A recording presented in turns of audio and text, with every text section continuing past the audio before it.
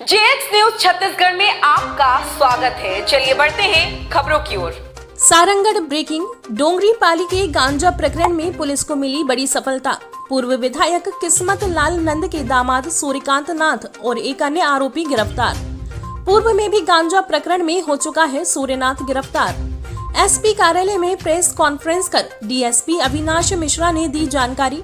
Innova car से 151 kilo गांजा हुआ था जब्त।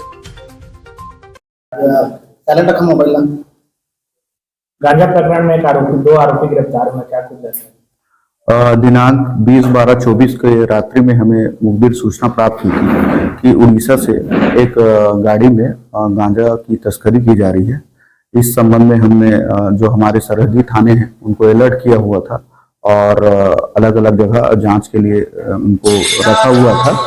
इसी दौरान एक इनोवा क्रिस्टा वो पुलिस के द्वारा उसको रोका गया, किंतु वह बहुत तेजी से निकल गई और उसे अलग अलग जगह पर घेराबंदी करके पकड़ने का प्रयास किया जा रहा था। और इसी दौरान वो डोंगरीपाली थाना से 7-8 किलोमीटर दूर झाल ग्राम पड़ता है, जहाँ पे जंगल है। वहाँ पे वो आरोपी को जब यह समझ में आया कि वह अब नहीं भाग पाएगा तो वह गाड़ी छोड़कर वहाँ से फरार हो गया था।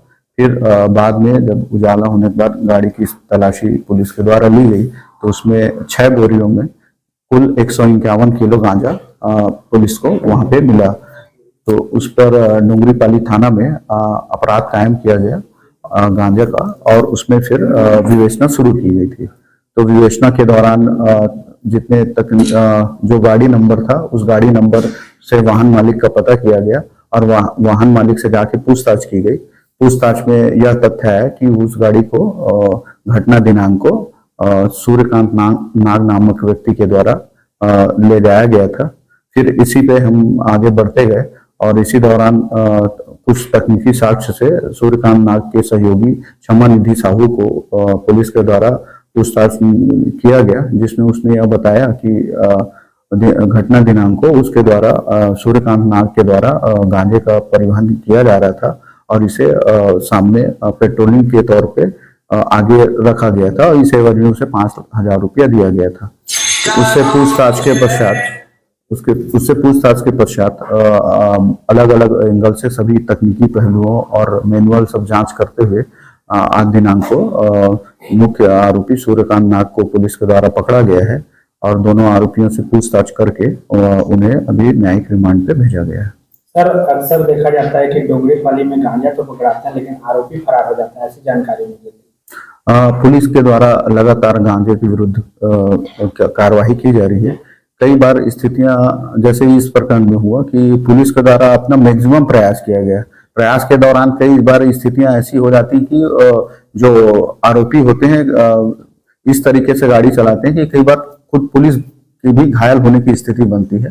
तो कई बार ऐसी स्थितियां बनती हैं, लेकिन मैक्सिमम समय पे पुलिस के द्वारा आरोपियों को पकड़ा जाता है। और अब पुलिस न केवल परिवहनकर्ता को पकड़ रही है, उसके अलावा जो जहां से गांजा लाया जा रहा है और जहां तक डेस्टिनेशन पे गांजा जा रहा है तो उस पर फॉरवर्ड बैकवर्ड लिंकेज पे भी पुलिस के द्वारा कार्रवाई की जा रही है।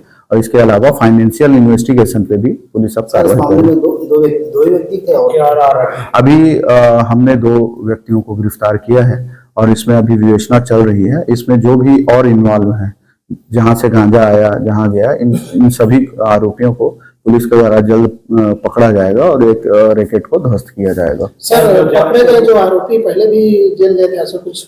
इसमें से जो एक आरोपी है सूर्यकांत नाग, ये 2020 में भी रायपुर जिले के आमानाका थाना में गांजे के तस्करी में 21 किलो गांजा तस्करी में गिरफ्तार किया गया था।